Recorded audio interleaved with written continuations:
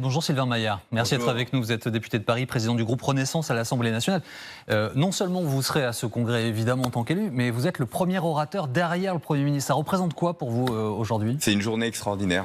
C'est une journée extraordinaire parce que déjà modifier la Constitution, c'est un acte rare, mais c'est aussi pour affirmer les droits des femmes en France, évidemment, et puis un symbole incroyable, puisque nous serons le premier pays au monde à faire en sorte que la liberté garantie de recourir à l'interruption volontaire de grossesse soit inscrite dans notre loi supranationale. Donc c'est un moment très fort. Je crois qu'on renoue avec notre tradition universaliste française, c'est-à-dire de parler au monde, parler à la France et au monde. On renoue parce qu'on l'avait perdu ? Je pense qu'il y a des moments dans l'histoire de France où nous parlons plus au monde. Et je crois qu'aujourd'hui, ça va être une journée où nous parlons évidemment aux Françaises, mais nous parlons au monde et ça va être un moment extrêmement fort. À titre personnel, c'est une résonance pour vous ? Oui, bien sûr. Je suis comme chacun d'entre nous, et vous l'avez dit, je prendrai la parole au nom de mon groupe. Mais ce sera un moment, évidemment, on va penser à des gens, à des combats à travers le monde, pour toutes les femmes à travers le monde, mais je pense aussi à mes deux filles. Je crois que c'est un vrai combat beau, noble, que l'on doit mener. À chaque fois qu'il y a des difficultés, on s'en rend compte à travers le monde, les extrêmes qui prennent le pouvoir, c'est toujours les droits des femmes qui en pâtissent. En France, ce sera impossible. Nous allons graver ça dans le marbre aujourd'hui. Il y aura une manifestation devant Versailles, Monsieur Maillard. Les anti-IVG ont prévu de se réunir. On attend, selon les renseignements, a priori, plusieurs centaines de personnes pour dire non à cette volonté des parlementaires français. Les parlementaires français, à travers l'Assemblée nationale et le Sénat, ont dégagé des larges majorités pour faire en sorte que ça rentre dans notre Constitution. Moi, je m'en réjouis. J'ai vu aussi l'évolution des uns et des autres. Je crois que parce que la remise en cause de l'IVG n'est plus quelque chose d'absolu, une théorie, une possibilité. Regardez, y compris à nos frontières, on voit que dès que les vents mauvais du doute, de l'extrémisme arrivent dans les pays, les premières choses qu'on met en cause sont les droits des femmes. Et donc en France, nous garantirons la liberté garantie. Je trouve que la terminologie que nous avons pu trouver, parce que nous avons plusieurs textes avant d'arriver à ce projet de loi, liberté garantie de recours à l'interruption volontaire de grossesse sera extrêmement puissant.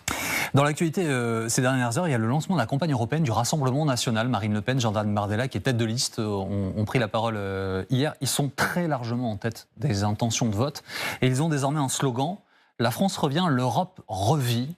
C'est le Rassemblement national qui va faire revivre l'Europe ? Écoutez, le Rassemblement national n'existe pas en Europe, ou en tout cas à Bruxelles. Est-ce que vous êtes capable de me dire un seul combat qu'a porté Jordan Bardella ou ses acolytes depuis 5 ans ? Ils ne servent à rien. Mais cet argument ne pèse plus sur les électeurs. Vous voyez bien les intentions de vote.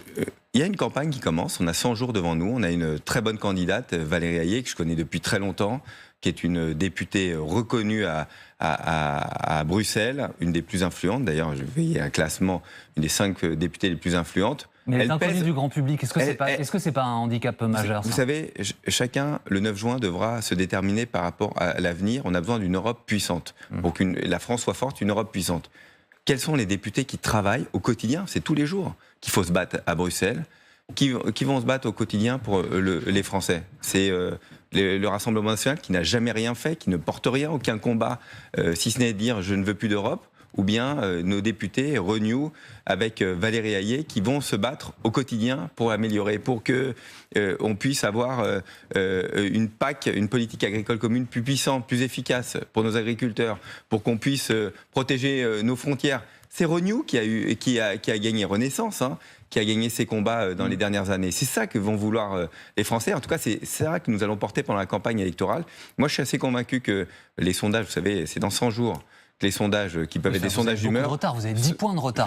Et la liste RN est à 29 points. C'est colossalement important. Je l'entends, mais il y a 5 ans, nous étions dans la même configuration avec un retard important. Regardez, ça s'est terminé pratiquement à touche-touche. Je crois que la campagne commence. Nos citoyens, nos concitoyens, moi quand je les croise, honnêtement, personne ne me parle encore de la campagne européenne. Mais ils vont s'intéresser aux résultats. Qui va avoir des victoires à Bruxelles ?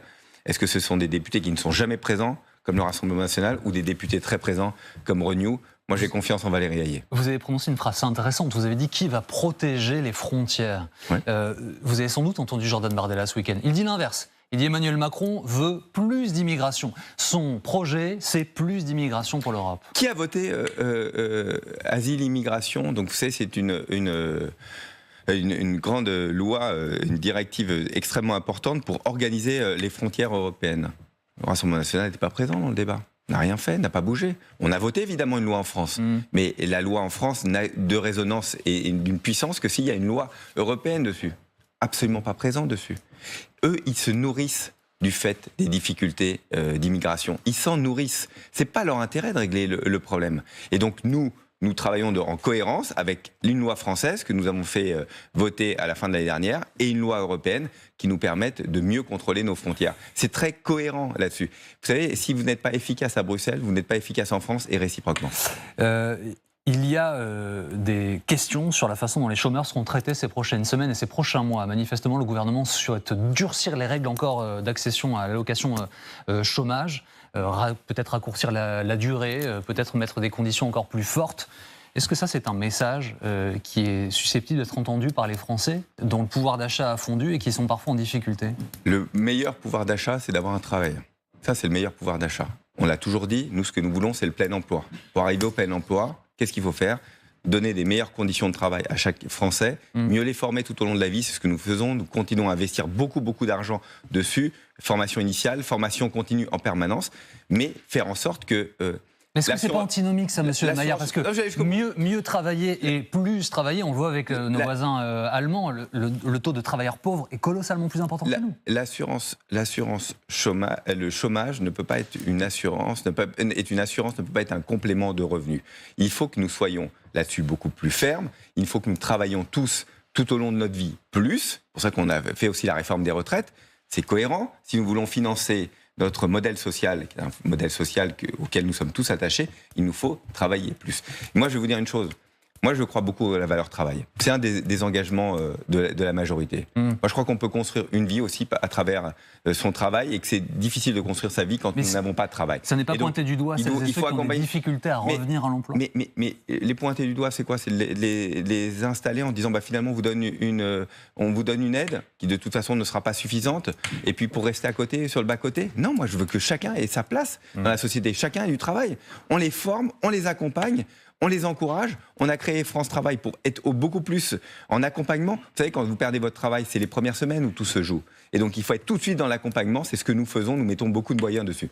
Par contre, ceux qui ne jouent pas le jeu, aussi, on a aussi besoin parfois d'être un peu plus strict. En tout cas, je crois que c'est pas une question de tricheur. Il y a un système, une organisation qui fait que, comme chacun, où les règles du jeu doivent être parfois plus claires, peut-être un peu plus strictes.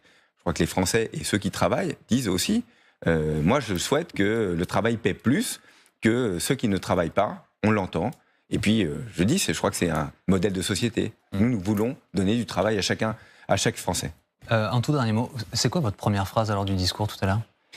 Vous êtes le premier orateur derrière le Premier ministre. Je vous la réserverai, je n'ai pas encore totalement terminé mon discours, mais je vais surtout, dans les 5 minutes, puisque chaque orateur aura 5 minutes, passer un message, je crois, de responsabilité et peut-être d'émotion, que je vais essayer de contenir, mais d'émotion et de dire à quel point mon groupe, le groupe Renaissance, est fier de pouvoir être aujourd'hui au Congrès pour porter le droit des femmes haut et fort et d'être le premier pays au monde à pouvoir dire dans sa loi supranationale que la liberté garantie de recourir à l'interruption volontaire de grossesse, c'est un fait acquis.